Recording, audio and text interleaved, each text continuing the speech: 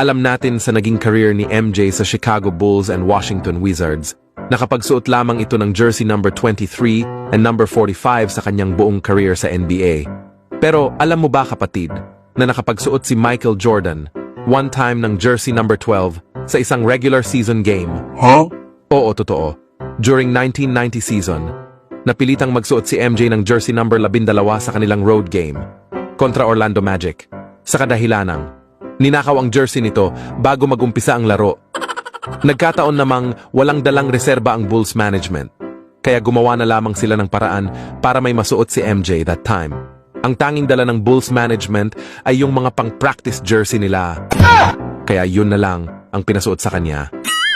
Grabe ano? May ganong karanasan pala si MJ, hindi pa siguro uso noon ang sale jersey. Kung marami nang nakabili sana noon ng jersey ni MJ, nang hiram na lang sana siya sa fans. Malayo talaga ang kaibahan sa era noon. Ngayon kasi, pwede ka nang umorder sa Shopee o kahit sa Tiangge marami.